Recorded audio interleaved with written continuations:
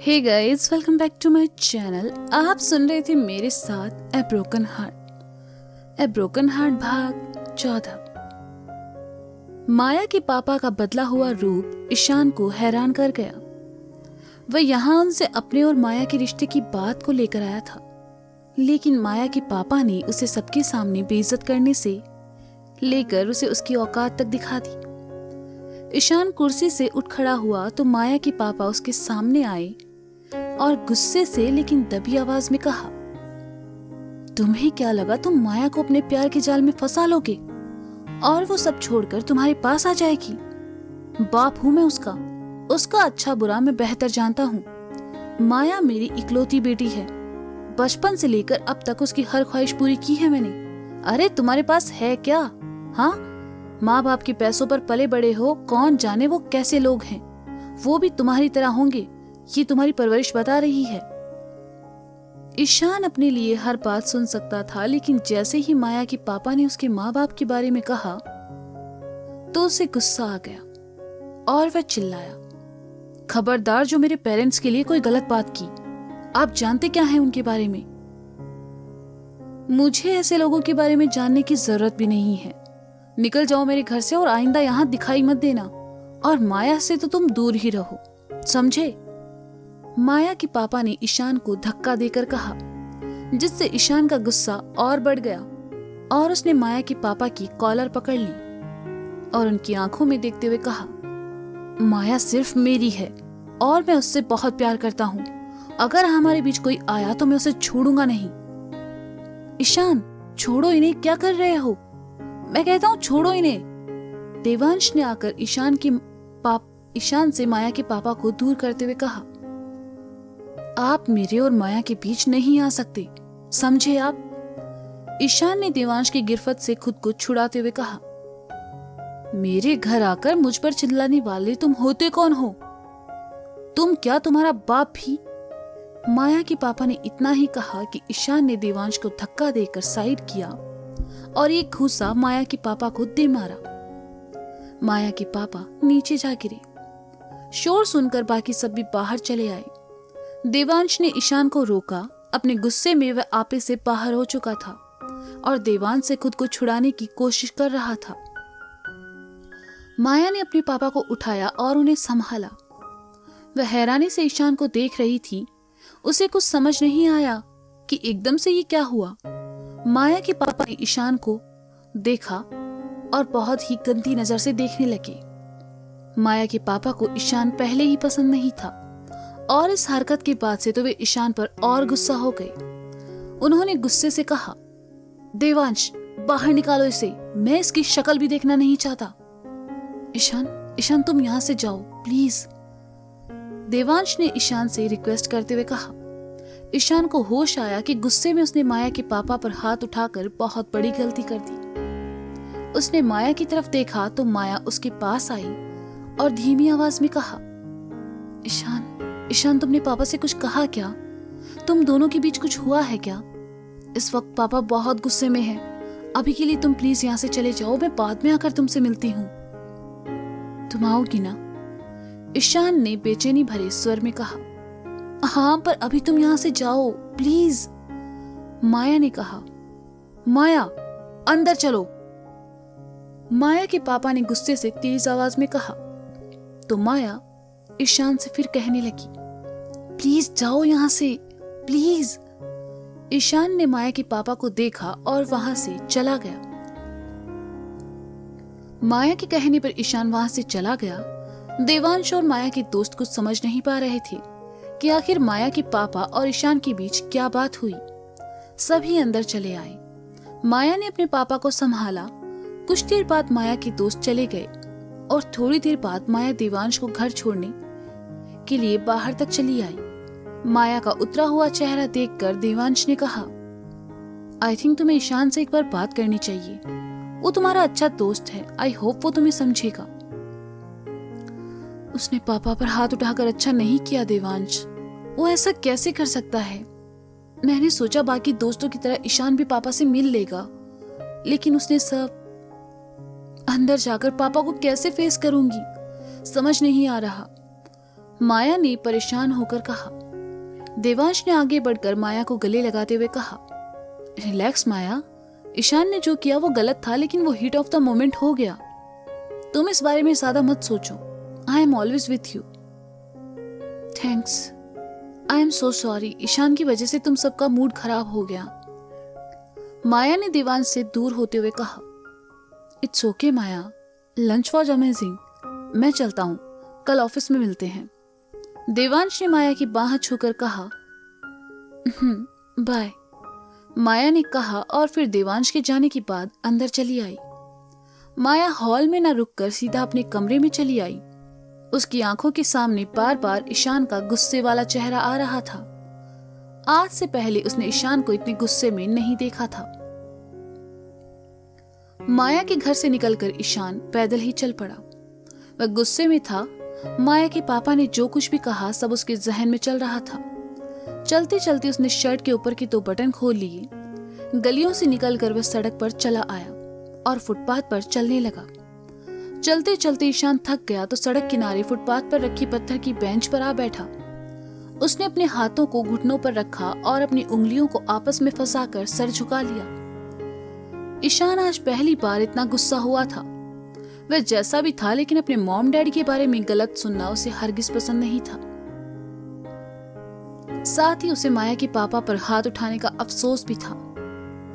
ईशान ने अपना फोन निकाला और माया का नंबर डायल किया, लेकिन माया ने एक रिंग जाने के बाद ही फोन काट दिया। ईशान ने दोबारा ट्राई किया तो माया ने फोन फिर काट दिया। ईशान ने एक बार फिर ट्राई किया और इस बार माया का फोन स्विच ऑफ था।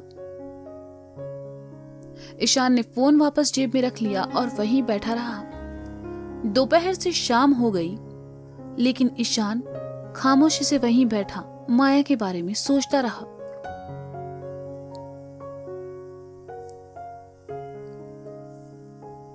ईशान उठा और वहां से चला गया। चलते चलते ईशान रेस्तरां से कुछ पहले बनी सैंडविच शॉप के सामने से गुजरा। दुकान देखकर ईशान उस तरफ चला आया। ईशान को यहाँ का चीज बन सैंडविच बहुत पसंद था। उसने काउंटर पर आकर कहा, 2 चीज सैंडविच। 5 मिनट इंतजार कीजिए सर, दुकान वाले ने कहा और दूसरे ऑर्डर तैयार करने में बिजी हो गया। ईशान वहीं खड़े होकर अपनी बारी का इंतजार करने लगा। शाम में काम से फ्री होकर जिया काउंटर पर सोफी के पास चली आई। आज मिस्टर दयाल की पनिशमेंट की वजह से वह बहुत थक चुकी थी। सोफी ने जिया से कुछ खाने को पूछा तो उसने मना कर दिया। वह काफी उदास थी और घर जाना चाहती थी। सोफी ने उसका उतरा हुआ चेहरा देखकर कहा, मिस्टर दयाल ने आज जो किया वो अच्छा नहीं था। उन्हें तुम्हारे साथ ऐसा नहीं करना चाहिए था। उन्होंने सही किया सोफी, मैंने गलती की थी। मेरी वजह से एक बड़ा ऑर्डर उनके हाथ से निकल गया। मेरी वजह से उनको नुकसान हुआ। मैं बहुत शर्मिंदा हूं। जिया ने मुंह लटकाकर कहा। आज ना उसकी बातों में चहचहाहट थी, ना ही चेहरे पर खुशी। तुम काफी थक चुकी हो, तुम्हें अब घर जाना चाहिए। क्या मैं तुम्हारे खाने के लिए कुछ पैक कर दूं? सोफी ने प्यार से कहा। नहीं शुक्रिया, मैं चलती हूं और तुम वक्त से घर आ जाना। अपना ख्याल रखना। कहते हुए जिया ने अपना बैग उठाया और वहां से चली गई। मिस्टर दयाल को अपनी गलती का एहसास हुआ। गुस्से में आकर उन्होंने जिया को कुछ ज्यादा ही पनिशमेंट दे दी थी। वे उठकर बाहर आए और सोफी से कहा, सोफी जरा जिया को बुलाना।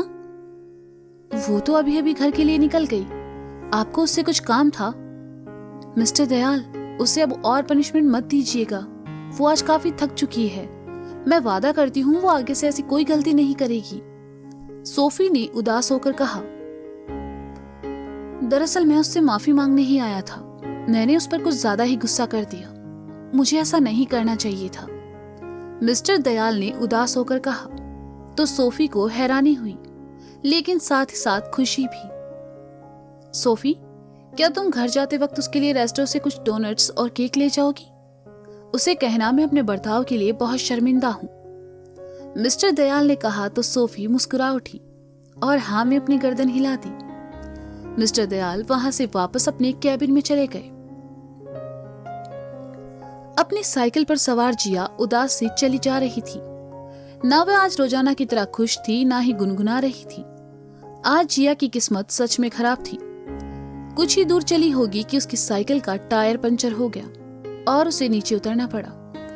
आसपास रिपेयर की कोई दुकान भी नहीं थी, इसलिए वह साइकिल का हैंडल थामे पैदल ही चल पड़ी। चलते चलते उसे याद आया कि आज वह एक बार भी ईशान से नहीं मिली थी, ना ही सोफी से उसके बारे में बात की।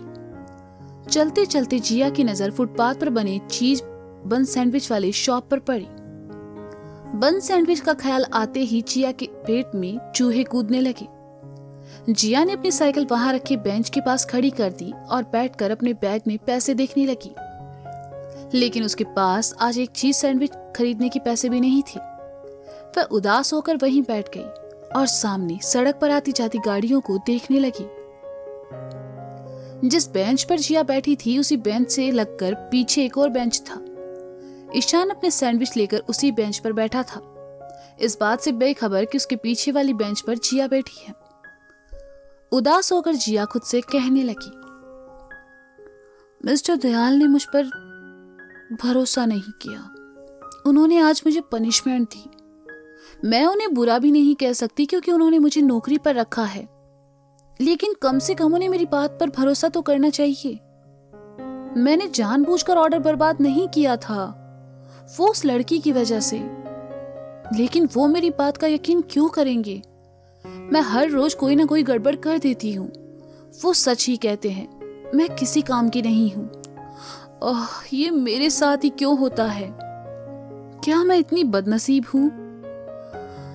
हाँ, ये सच है कि मैं बदनसीब हूँ। मैं अपना पसंदीदा चीज सैंडविच भी नहीं खा सकती क्योंकि मेरे पास इतने पैसे नहीं हैं। काश मैं एक बहुत अमीर घर से होती तो मैं रोज इसे खा पाती। ये कितना टेस्टी होता है। इसमें यमी चीज के साथ ढेर सारा सॉफ्ट ब्रेड भी होता है, लेकिन मैं इसे नहीं खा सकती।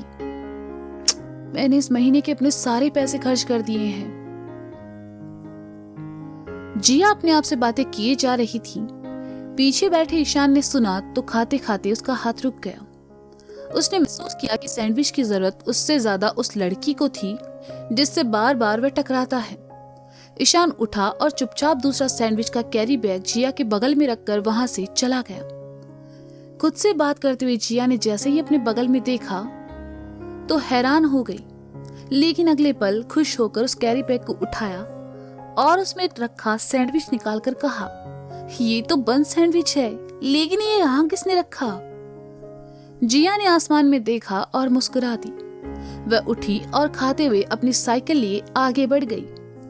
ईशान और जिया दोनों सैंडविच खाते हुए अलग अलग दिशा में चले गए। चलते चलते ईशान ने पलटकर एक बार जिया को देखा और फिर आगे बढ़ गया। तो दोस्तों, ये था ए ब्रोकन हार्ट भाग 14। इसका अगला भाग आप जल्द ही सुनेंगे मेरे साथ। तब तक के लिए शुक्रिया, बाय बाय, अपना ख्याल रखिए और हाँ, सुनते रहें ए ब्रोकन हार्ट मेरे साथ। Bye bye.